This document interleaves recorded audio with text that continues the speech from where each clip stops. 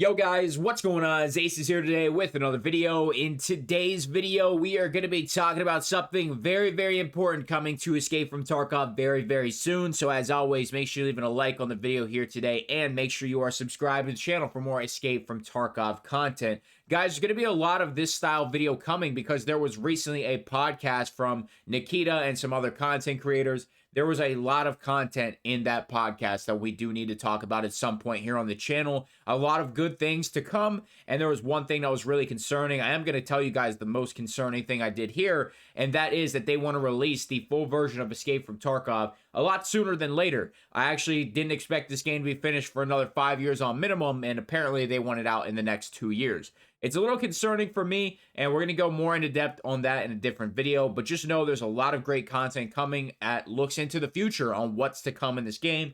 Obviously, we're still going to have the normal informational style content. We're still going to be having gameplays. Just know I'm working really hard behind the scenes to try and get you guys a lot of different content, somewhat planned out and organized, and it's just a big effort. So, without further ado, what we're going to be talking about today is something that was mentioned in the podcast about durability weapons between 95 and 100. So we have a 100 durability HK here, and this is the basic information behind it, but I'm taking it a little more in depth for, I would assume this is coming the next wipe in 12.12. That seemed to be confirmed on accident by Nikita, but we'll just have to wait and see. However, apparently no more weapon malfunctions when it comes to weapons jamming between durability 95 and 100. This is a change that I've wanted from the first day malfunctions were in the game, because on the first day, I remember having a full auto Keter, I think it was, and it was 100 durability. I just purchased it, took it into factory, it jammed on the first magazine, and I died. From that moment on, I have not liked weapon jams whatsoever. I can fully understand it on scav weapons, but for brand new weapons, it should not happen. This is going to be taken out in the future. We're not sure when. But like I said, between 95 and 100 durability, they're going to be completely eliminated. So what does that mean for, weapon durabilities and jamming in general? Well, there was a skill added this wipe, and I think wipe was on 12.10, and now we're in 12.11. I think it was something along that lines. But the wipe that I'm in right now that I'm recording this video for you guys, there was a new skill added called weapon maintenance, and I actually have a video on this on how to get it elite in one day. It just takes a lot of time and a lot of rubles. It's honestly not really worth doing unless this change is actually implemented in, and that's kind of where I want to go with this. This skill is going to be 10 times more useful here in the near future, and it's something that you want to get elite as soon as possible. So why is it important? Well, as you can see here, we have a 100 durability HK. Let's say we take this into raid. We burn like 10 magazines, 300 rounds. Let's say this goes to 95. Well, if we go to repair it on the max repair, and if we have the weapon maintenance skill maxed, this would stay at 100 in theory. So let me show you what those skills are that you're actually getting from weapon maintenance. So weapon maintenance here, you get skill points for this by repairing weapons.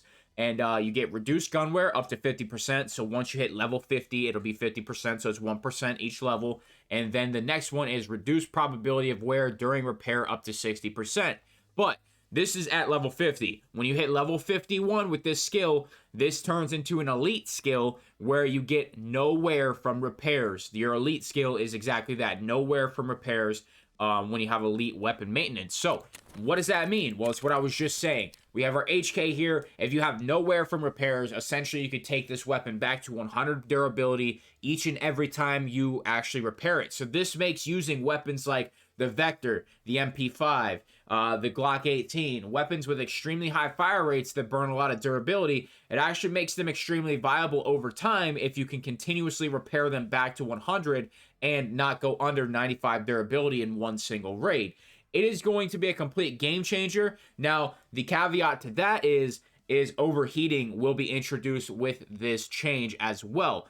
So we assume anyway. Overheating will be coming, so obviously you won't be able to burn 500 rounds out of your Vector all at once, but you could probably dump an entire mag and not have an overheat. An overheat will still be a weapon malfunction that occurs between 95 and 100. So you're taking out the really annoying one, but if you're on full auto all the time and you have large capacity magazines, this is something that might come into play a lot more, the overheating. It's something we're just going to have to wait and see, and that's all I wanted to talk about in this video here today. Like I said, a lot of content planned for you guys. And, honestly, I've been, just kind of planning out the content and playing some other games right now.